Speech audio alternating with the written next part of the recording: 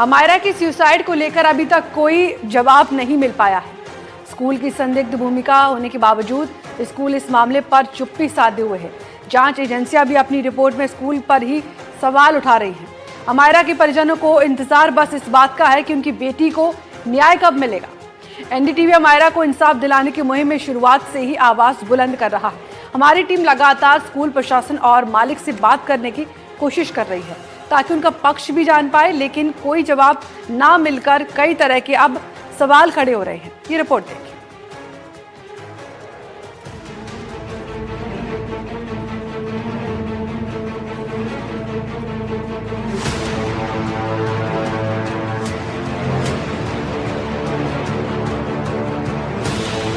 जयपुर में चौथी क्लास में पढ़ने वाली अमायरा के सुसाइड ने सभी को झकझोर दिया है और अमायरा की मौत के इतने दिनों बाद भी सुसाइड के पीछे की वजह का पता नहीं चल पाया है। इस पूरे मामले में शुरुआत से ही स्कूल की भूमिका संदिग्ध है। लगातार ऐसे आरोप लगते रहे हैं कि स्कूल प्रशासन ने बच्ची के साथ हो रही बुलिंग की समस्या पर ध्यान नहीं दिया और सीबीएसई ने अपनी रिपोर्ट में ये बात कही है कि बच्ची काफी समय से बुलिंग का शिकार हो रही थी। ऐसे में सवाल ये उठ रहे हैं कि स्कूल प्रशासन आखिर जवाब क्यों नहीं दे रहा। ऐसा क्या है जो छुपाया जा रहा है। हमारी टीम फिर से स्कूल के पास पहुंची और इस बारे में बात करने की कोशिश की, लेकिन हमारी टीम के वहां जाते ही गार्ड के पास फोन आया और स्कूल का गेट बंद कर दिया गया। देखिए किस तरीके से यहाँ पर जो बच्चे हैं वो कह रहे हैं, छोटे छोटे बच्चे हैं, छोटे बच्चे तो झूठ नहीं बोलते हैं, बच्चे खुद कह रहे हैं कि हम यहीं से जाते हैं, हमारी वैन यहीं पे खड़ी हुई है, हमारी वैन रोज हमें यहीं पे लेने आती है। उसके बावजूद लेकिन ये देखिए आप किस तरीके से यहाँ पर जो गार्ड है उन्होंने गेट लॉक कर दिया है और उसके बाद में बच्चों के यहाँ से। आप पेरेंट्स हैं? आप यहीं से जाते हो बेटा डेली? अभी आने नहीं दिया, बोल रहे यहाँ से नहीं, 2 नंबर गेट। क्या कह रहे हैं? बोल रहे कि यहाँ से नहीं आओ, 2 नंबर गेट से आना है। 2 नंबर गेट से आने का है। वैसे रोज इधर से इधर से ही आते हैं आप सारे। क्या करते हैं? नहीं, मैं ड्राइवर हूँ पर्सनल इनका, तो मैं तो लेने आया हूँ, तो रोज इधर से आते हैं बच्चे। आज पता नहीं मीडिया को देख के इधर से आने नहीं दे रहे। तो टीचर्स वैसे कैसे यहाँ पे रहते हैं? अच्छे से बात करते हैं टीचर्स से आप लोगों के साथ में? एकदम पोलाइटली बात करते हैं, एकदम अच्छे से, बिल्कुल डांटते नहीं, एकदम स्ट्रिक्ट नहीं है। एकदम सकते हैं, अच्छे से फ्रेंडली माहौल रहता है। यहाँ कौन से स्टैंडर्ड में? 5th स्टैंडर्ड में। हाँ, देखिए बच्चे बता रहे हैं कि किस तरीके से यहाँ से ही एंट्री दी जाती है, लेकिन अभी चूंकि हम यहाँ पर आए हुए हैं, हम चाहते हैं कि अंदर जाकर बात करने की कोशिश करें और जो प्रिंसिपल है इंदु दुबे उनसे बात करने की कोशिश करें। तो उसी को लेकर के जो गेट है वो लॉक किया गया है, यहाँ से बच्चों को भी नहीं आने जाने दिया जा रहा है। और बच्चों से हमने जब बात की तो बच्चे बता रहे हैं कि किस तरीके से यहीं से वे जाते थे, उनकी गाड़ी यहीं पर खड़ी है, यहीं पर उनको जो उनका ड्राइवर है वो लेने आता है, उसके बावजूद जो है यहाँ से उन्हें एंट्री दी जा रही है।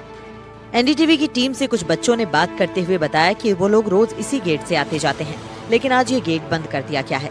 इसके साथ ही स्कूल के टीचर्स भी हमारे सवालों का जवाब देने से बचते नजर आए। एक टीचर ने बच्चों को हमारी टीम से बात करने पर डांट भी लगाई।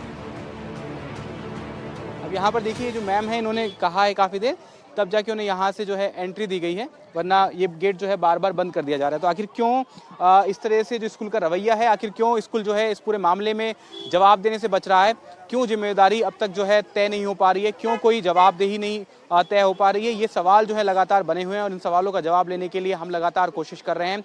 और बहरहाल पुलिस इस पूरे मामले में जांच कर रही है, पुलिस की जांच की रिपोर्ट की देरी है का इंतजार है और उसके बाद में शिक्षा विभाग की जांच रिपोर्ट जो है शिक्षा मंत्री के पास पहुंच चुकी है। देखते हैं कि क्या उसमें हो पाता है। हालांकि शिक्षा मंत्री भी इस पूरे मामले से अब पल्ला झाड़ते हुए नजर आए जब कल हमारे साथी ने उनसे सवाल पूछा तो, लेकिन इस पूरे मामले में जो गंभीरता है, जो संवेदनशीलता है, वो स्कूल के द्वारा नहीं दिखाई गई। बच्ची के मामा साहिल ने शिक्षा विभाग की जांच पर गंभीर सवाल उठाए हैं।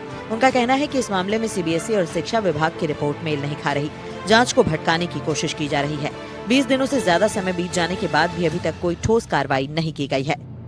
निवास जो है उन्होंने इतनी घटिया बात करी है, जो उन्होंने ऐसे कहा कि बच्चा हैलोवीन खेला है। हैलोवीन कोई अजीब सा फेस्टिवल नहीं है, जैसे कोई नॉर्मल फेस्टिवल होता है वैसे ही है। और आप देखेंगे राजस्थान सरकार की रिपोर्ट में कुछ भी नहीं बोला है, उन्होंने कोई कमियां नहीं निकाली। उन्होंने कहा सिर्फ नेट लगा सकते थे तो बेटर रहता, जबकि आप सीबीएसई में देखिए, सीबीएसई की रिपोर्ट इतना कुछ कह रही है।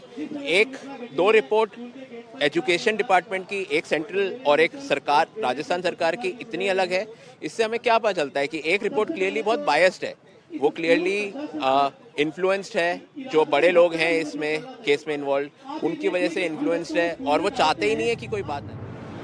सीबीएसई ने नीरजा मोदी स्कूल को कारण बताओ नोटिस जारी किया है। रिपोर्ट में बताया गया है कि निरीक्षण के दौरान स्कूल में नियमों के गंभीर उल्लंघन और बाल सुरक्षा व बुनियादी संरचना से जुड़ी भारी लापरवाही सामने आई।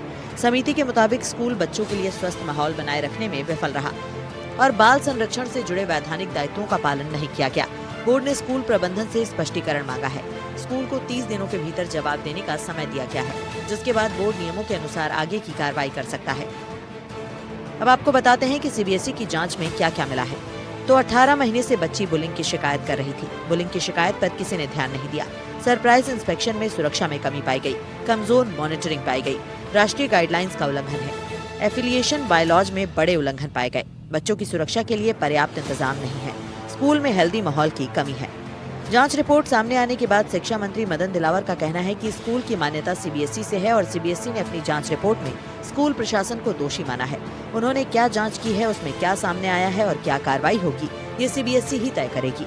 हालांकि राज्य सरकार भी इस मामले पर नजर बनाए हुए है और सीबीएसई की जांच रिपोर्ट का हम भी परीक्षण करेंगे और हम भी अपने अधिकारियों से जांच करवाएंगे। जांच के बाद जो भी दोषी होगा उसके खिलाफ कार्रवाई की जाएगी। अब क्योंकि मान्यता उसके सीबीएसई से, इसलिए सीबीएसई बोर्ड को कार्रवाई करनी है।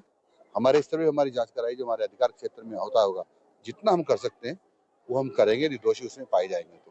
सर, एक सवाल और कि वो स्कूल लंबे समय से बंद पड़ी है, तो क्या बाकी विद्यार्थियों पर उसका पढ़ाई पर असर नहीं पड़ रहा? मैं समझता हूँ इस पर हम बहुत जल्दी निर्णय करेंगे। इस मामले को लेकर कोई भी जवाब देने के लिए तैयार नहीं है। जांच करने वाली कमेटी ने कमियों को उजागर जरूर किया है, लेकिन अब तक स्कूल प्रशासन पर कोई कड़ी कार्रवाई नहीं की गई है। माता पिता सरकार और प्रशासन से न्याय की गुहार लगा रहे हैं। इस बीच अमायरा को न्याय दिलाने के लिए लोग एकजुट भी हो रहे हैं, लेकिन सवाल अब भी बना हुआ है कि आखिर इस मामले में जांच की गति इतनी धीमी क्यों चल रही है और अभी तक स्कूल प्रशासन कुछ बोल क्यों नहीं पाया है। इसके साथ ही सबसे बड़ा सवाल ये है कि अमायरा को इंसाफ कब मिलेगा।